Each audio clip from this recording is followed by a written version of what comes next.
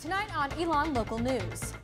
You may have seen the reports ELN lacks economic diversity, but what does that really mean? Tonight we take a closer look and hear from the university. It isn't as appealing as racial diversity. That's something that you can take a picture of and put on a brochure. Lights, camera, action. We caught up with one music theater student who's mashing up multimedia and music. And next at bat, we'll introduce you to Miss Babe Ruth, who's been wagging her tail at the Greensboro Grasshoppers games for a decade. You know, sneaking up on 70 years of age in human terms. So I've been to a lot of baseball games in my life. I've never seen a 70-year-old person out there retrieving bat. I'm Justin Beagle. And I'm Meredith Stutz. ELN Local News starts right now.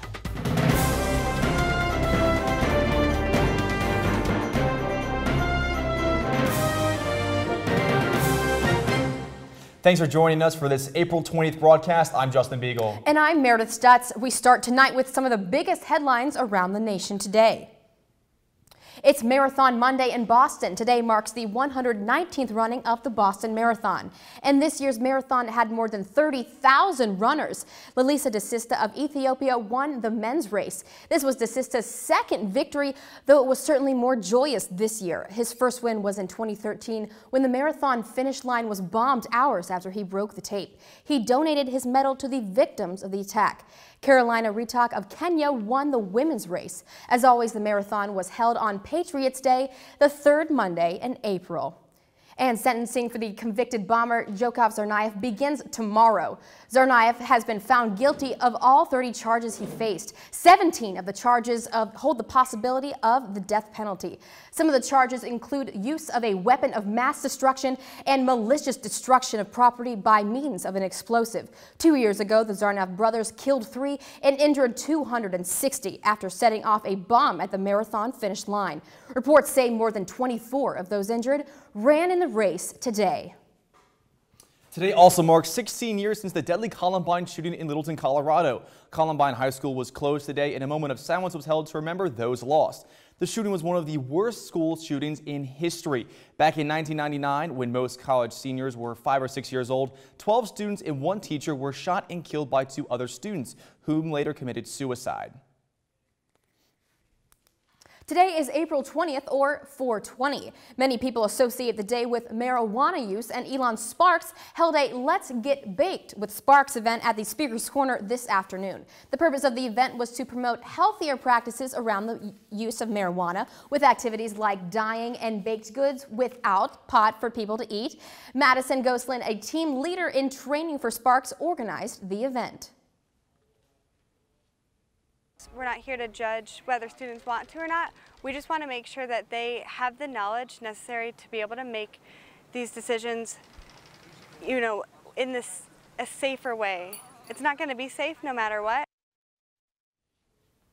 Now, there are a lot of myths surrounding marijuana use, from where it is legal to how long it stays in your system. Our Katie Kaler is in the studio with more. Katie. The term 420 started in California in the 1970s and was synonymous with smoking marijuana. According to North Carolina state law, marijuana is a Schedule 4 substance and is punishable as a Class 3 misdemeanor if someone is in possession of more than half an ounce. Recreational use of marijuana is legal in 4 states: Alaska, Oregon, Washington State, and Colorado. It is also legal for medical use in 23 states and D.C. For students going for job and internship interviews in the next few weeks, you may be tested for drugs, including marijuana. Drug testing for most industries is regulated by the state, and employment may be dependent on drug test results. So if you're applying for a job where marijuana is illegal or for medical use only, be careful. There's always a lot of questions about how long marijuana stays in your system, but there is really no definitive answer since it's dependent on many different factors, from how often you smoke to how much you weigh to your height. Justin, back to you. Thank you, Katie. The debate to legalize marijuana, or in a recent debate to legalize marijuana, a recent Pew Research Center study shows that 53% of Americans polled in favor for legal use of marijuana, while 44% opposed. This is the highest approval rating in recent years. Just 9 years ago in 2006, only 32% of those polled favor legal use. Pew researchers say that the millennial generation is shifting the numbers, with 60% of those polled in the 18 to 34 age category in favor of legalization. Employment is on the horizon for some, and so is graduation. For ELN seniors, you're approaching the 1-month mark. There are 33 days until commencement on May 23rd. Prospective students have until May 1st to decide if ELN is where they want to enroll. Though many students have already committed to coming to ELN, recent headlines may be putting the university in a bad light, saying the school lacks economic diversity. Our Michelle Finney looked more into this issue, hearing what both the university and students had to say. It isn't as appealing as racial diversity. That's something that you can take a picture of and put on a brochure.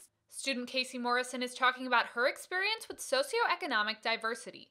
9% of students at ELN receive Pell Grants to help pay for their tuition, a statistic that the Hetchinger report claims makes ELN one of the least socioeconomically diverse schools in the country. It's also a statistic that Greg Zeiser, Vice President for Admissions and Financial Planning, says is misleading. There's no doubt that Pell is one piece of an illustration of socioeconomic diversity, but it is just that, it is one piece. Pell Grants are federally subsidized grants of up to $5,730 for low-income students. At ELN, this money can be used alongside any financial aid funds coming from the institution. But even with the aid, some students are still struggling. We heard about students who would say, oh, Watson ISD scholarship is the poorer people, or the students who, don't have enough money to, get themselves into college. Kiara Russell is a Watson Odyssey Scholar at ELN, a need-based scholarship program. She says being a part of the program has made her feel supported on campus. Having people that I can call on, having a family, people who help me and push me. But for Morrison, the lack of socioeconomic diversity might have influenced her decision to come here. Knowing what I know about ELN, I probably wouldn't have wanted to come here if I had known that ahead of time. For Russell, though, the ELN education is worth it. First coming in, it could seem like that, but once you get to know the people on campus and, get to see the small programs that we have, like Watson ISD, ELN Academy, then you'll see. Michelle Alfini, ELN Local News. Zeiser says the university has been working to increase its diversity since adopting the ELN Commitment Strategic Plan in 2009. As a part of that plan, ELN seeks to double its financial aid by 2020. And now for this week in weather. Although it has been a rainy weekend, the sunshine is on its way back. Our Brianna Eck is in downtown ELN to tell us what to expect for the upcoming week. Brianna? Thanks, Justin. I hope you weren't looking forward to playing tennis like I was, because the rain is here. I don't know if you can tell, but it's getting a little wet. It's also dark, and there is a severe thunderstorm watch in effect in the area until 10 o'clock. So instead of going to tennis courts, which most likely will be wet, try staying inside, read a book, all that. It's going to be scattered thunderstorms throughout the night, high of 59. But don't put your rackets away just yet, because the rest of the week looks bright. On Tuesday, it's expected sunny skies, high of 71. Wednesday, partly sunny, 76. Thursday, the clouds will roll in just a little bit. Partly cloudy skies, high of 71. Friday, again, partly sunny, 71. And on Saturday, the rain clouds are coming back in, which I guess is a good thing because it forces me to study. All right, Justin and Meredith, back to you in the dry studio. Thank you very much, Brianna. Now, before we go to break, we continue with the topic we've been covering all month: sexual assault on college campuses. ELN has held events raising awareness last week, but the impact of sexual assault goes beyond just the month of April. Here to talk to us more about what students need to know is Lauren Berg, a member of ELN Feminists for Equality, Change, and Transformation, or EFFECT, one of the organizations promoting sexual assault awareness at ELN. Thank you for joining us, Lauren. My pleasure. Thank you for having me. Thank you. Now, can we start with what is the definition of sexual assault? Sure. So the definitions for sexual assault vary by state, but in North Carolina, it can involve oral, anal, vaginal penetration, as well as a couple of different various other definitions. What is the definition then of rape? So rape and sexual assault are synonymous in terms of legal definitions, but sexual assault is a more broad, more encompassing term. So you can say that you were raped and not be sexually assaulted? Yes, ma'am, that's correct. So if, and then in the synonymous, if I was sexually assaulted, that doesn't mean I was raped? Correct. Sexual assault could mean attempted rape, for example. That would be still being a victim of sexual violence or sexual assault, but it wouldn't necessarily be rape. Rape definitely implies that there was some type of penetration involved. Now, say if the two parties had been both drinking, how does that determine who was the victim or not? Sure. The victim is always the aggressor, so the person who's trying to seek sexual satisfaction or a power and control dynamic from the victim. Anytime there's alcohol involved, no parties can give consent, but the aggressor would be the person who's looking to get some type of satisfaction from the interaction, and the victim is someone who is not giving consent and not seeking any type of satisfaction. Now, as we know, things are really blurry, especially when alcohol is involved. So how do you determine who's the aggressor and who wants it if there's alcohol involved? Sure. I think in terms of my perspective, it's always important to believe the victim. So if someone is coming forward and saying that they've been sexually assaulted, it's important to believe what they're saying and to take what they're saying seriously. The most damaging thing for a victim is someone who isn't believed and isn't taken seriously. Thank you very much, Lauren, for joining us. We appreciate it. And if you or anyone you know has been sexually assaulted, here are some ways you can reach out for help. You can call the Health Center at 336-278-5009. That number is available Monday through Friday, 8:30 a.m. to 4 p.m. You can also call the Safe Line number, which is open 24/7 at 336-278-3333. Coming up after the break, we'll take you inside the Black Box, where the music theater is incorporating high tech with classic theater. And our Zora Stevenson looked into educational reasons why some professors are choosing to teach at ELN over other schools.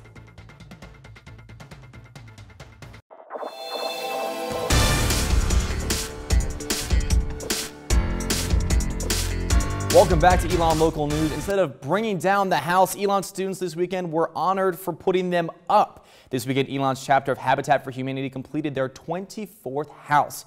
The new house is located on Foster Street in Burlington. Executive Director of Alamance Habitat for Humanity, Kathy Lamb, says that without the work of ELN volunteers, these houses would never get built. Can't do what we do at Habitat without volunteers. If we didn't have volunteers, the house would never get off the ground. So they are our lifeblood, and we just really, really appreciate it. Construction, Anisha Campbell will live in the house with her 2 daughters and niece. A number of graduate students at ELN are also employees at the university. Our Zora Stevenson spoke to 2 student staff members working on their Masters of Business Administration.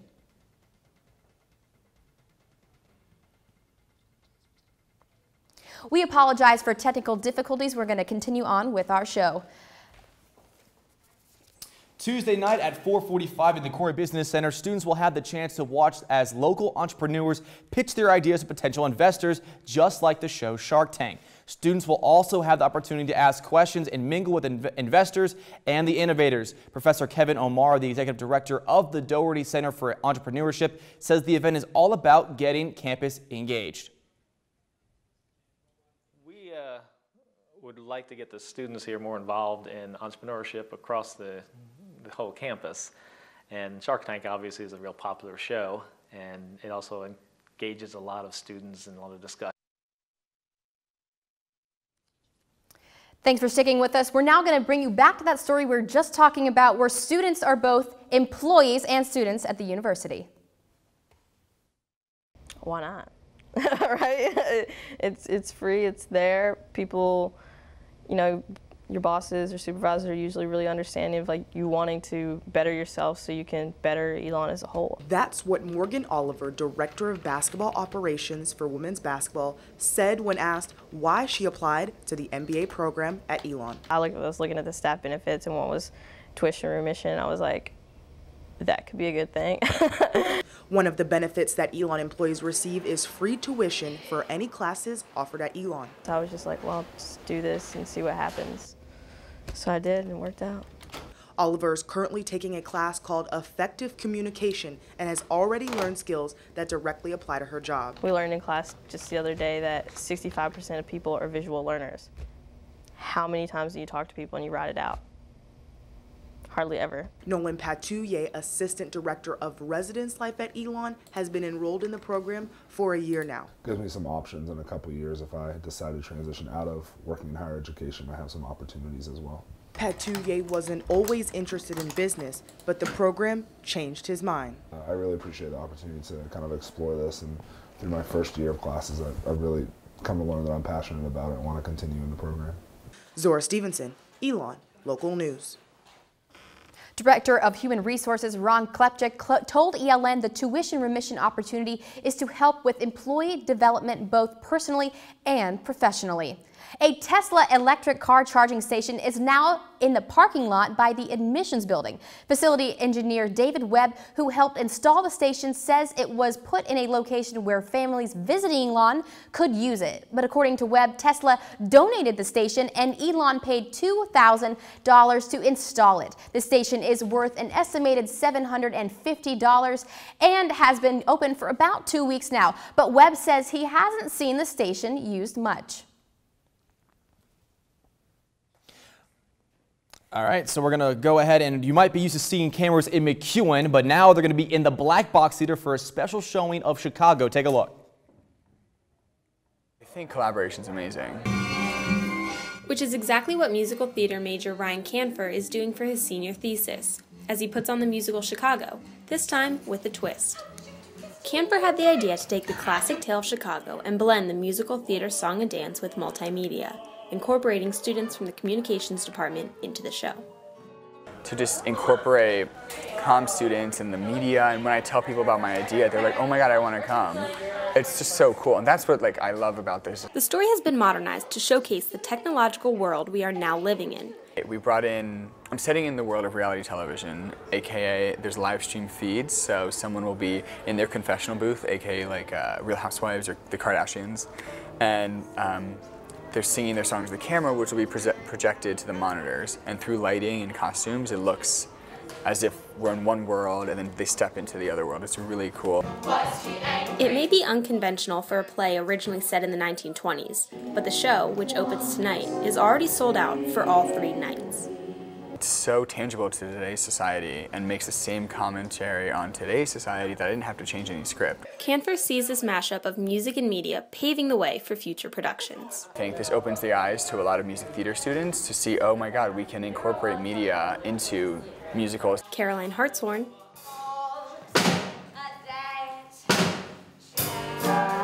ELN Local News. Thank you, Caroline. And fun fact, while it might seem different to have these cameras, we already said that, but thank you very much, Caroline. When we come back, we have a story of Miss Babe Ruth, the dog working for the Greensboro Grasshoppers.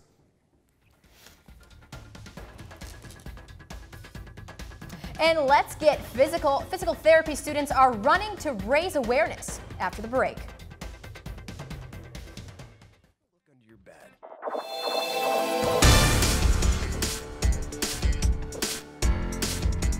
More than 230 people ran, walked, and jogged in the Run for Hope 5K on Saturday, where the Elon physical therapy students raised money for their pro bono clinic. Our Izzy Salvador has more.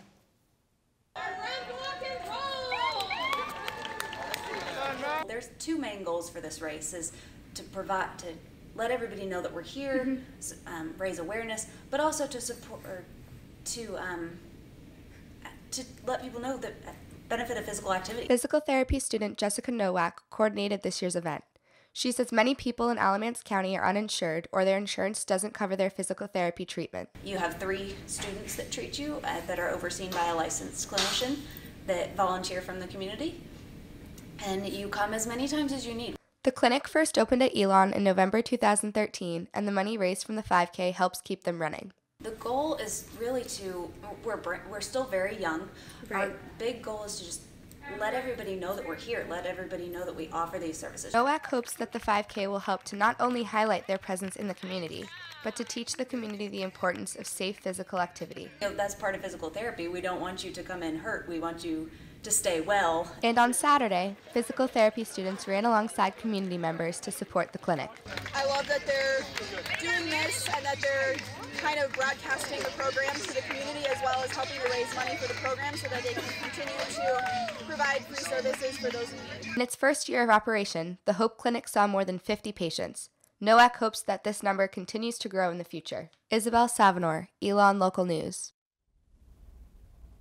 The event raised more than $6,000 and had 253 registered participants. This Friday, Colleges Against Cancer's Relay for Life starts at 6 p.m., raising money for the American Cancer Society. Tomorrow is Hope Day, where the organization is working to raise close to $10,000 in donations. ELN will be at Relay Friday. Check out ELNlocalnews.com for more coverage. Minor League Baseball is in our area, has gone to the Dogs. Our Gary Grumbach took a trip to Greensboro to meet Miss Babe Ruth, who's been a hometown staple for nearly 10 years. It's kind of a dog circus. Fans at the Minor League Greensboro Grasshoppers baseball games come to the stadium for food, fun, and dogs. Why not try to get a dog involved and sort of add to the fun? Grasshoppers owner Donald Moore incorporated Labrador Retrievers into the game in 2006. The two main bat dogs, as they're called, are Miss Babe Ruth and Master Yogi Berra, and have a long list of responsibilities. You know, go get a bat or take baseballs to an umpire or run the bases after the game. Moore says it's a bark in the park for all ages. They come out here to have a good time, watch a baseball game, and then, you know, if you can incorporate a little kind of a personal touch, which again, I think, you know, pets are. But their oldest dog, Miss Babe Ruth, is laying down the bats after this season. She'll be 10 in October, you know, and when you do that human year to dog year translation there, she's, you know, sneaking up on 70 years of age in human terms. So I've been to a lot of baseball games in my life. I've never seen a 70-year-old person out there retrieving bats. After nearly a decade of work at Grasshoppers games, Moore says Miss Babe Ruth's retirement won't be too rough. I think she's just going to, you know, lay around and be a normal dog for the next several years and hopefully enjoy herself. Team officials say Miss Babe Ruth has retrieved more than 3,500 baseballs and nearly 4,600 bats in 580 consecutive games as bat dog. Gary Grumbach, ELN Local News. Once Miss Babe Ruth retires, another retriever, Lulu Gehrig, will be taking over on the diamond. And coming up in sports, I'll walk you through the weekend with the Phoenix, from the first track meet in 10 years to the final lacrosse game of the season. We'll be right back.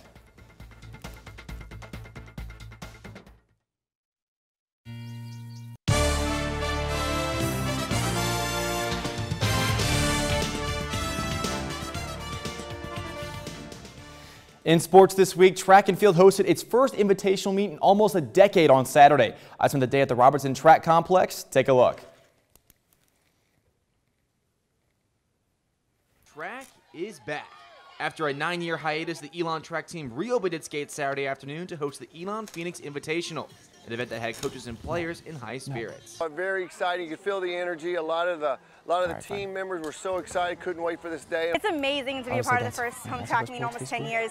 All of us were so excited, but so nervous at the same time. The Phoenix claimed a total of 9 titles, thanks in part to the home track advantage. Definitely something about being in your own backyard and competing. It really does make a difference. You know, it felt almost like in a really intense practice, which I think allowed us to relax and really give it our all today. But none of this would have been possible without the generous donation by Jerry and Jeannie Robertson. Their donation to athletics helped provide new servicing and light so that all student athletes could use and enjoy the track. Ellison says when the project's done, it will take track meets to the next level. And I think our meets from here on out will be really first class. With one of the newest facilities in the state of North Carolina, the team expects to be hosting a lot more meets in the coming years. I think we've done a good job hosting it. We've gotten all the events in and out really quickly and efficiently, and I think teams are going to notice that, and they're going to look into being in this meet to try and qualify some guys into nationals. Thank you very much. Thanks for joining us tonight. Good night.